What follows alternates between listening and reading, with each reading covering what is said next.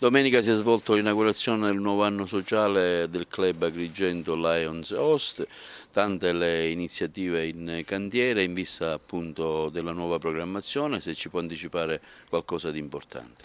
Sì, quest'anno ci siamo posti il problema cosa fare per la nostra città, cosa fare per i giovani. Come servire, perché questo è il nostro motto. Allora abbiamo pensato di attenzionare i giovani, le scuole in particolare, e promuovere attività sportive. Uno dei servizi più importanti che ci coinvolgerà è quello di trasmettere ai giovani i valori dell'attività sportiva. Io, sapete, sono un appassionato di corsa, quindi mi trovo perfettamente in armonia con questo tema. Però ritengo che la scuola può fare molto per trasmettere ai ragazzi, fin da piccoli, l'amore per lo sport. Sempre in questa ottica posizioneremo in una delle vie, o meglio in una piazza o in una villa della città, un canestro di pallacanestro. Abbiamo già contattato l'amministrazione, che ci ha dato ampia disponibilità a farlo, sempre per creare un luogo dove i ragazzi spontaneamente si possono riunire e fare attività fisica. Invece di lavorare, stare sempre seduti a smanettare, hanno la possibilità, hanno una possibilità, non è che sia il massimo, per poter muoversi. Faremo tante altre cose, però volevo dare un segnale per un problema che io ho visto e che mi hanno posto.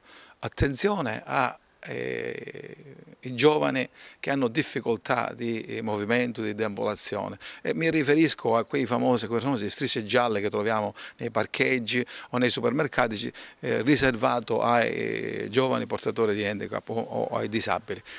C'è una disattenzione totale sul problema. Io ho pensato, per accendere i riflettori su questo problema, di fare uno spot pubblicitario, uno spot che in maniera virale riesca a sensibilizzare tutti, perché un po' siamo tutti disattenti, per lasciare questi spazi liberi, perché il danno che arrechiamo è enorme. Per noi è una stupidaggine, ma penso che per i meno abili penso che sia un danno enorme. In questo disturberò anche voi, perché è uno spot che spero manderete, ne sono sicuro, in giro, e in maniera virale possiamo sensibilizzare così la gente ad essere più attento verso le persone meno fortunate. Era presente anche domenica sera il primo vicegovernatore del distretto 108 YB, Vincenzo Leone, che è stato con noi e ha portato il suo conforto, la sua parola, il suo incoraggiamento per fare sempre di più e per servire i giovani, meno giovani, per servire tutti.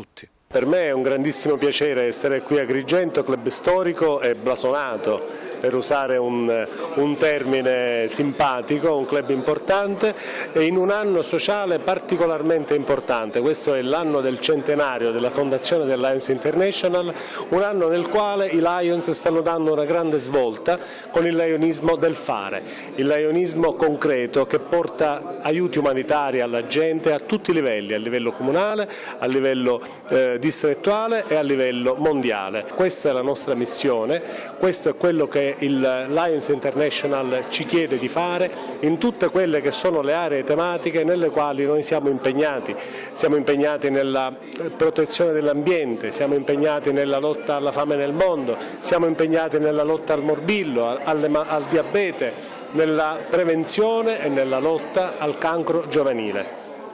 Quindi tutto questo è quello che noi facciamo e auguri a questo club importante, Agrigento Host, nella sua azione importante in questo territorio e soprattutto diffusa in tutto l'Agrigentino.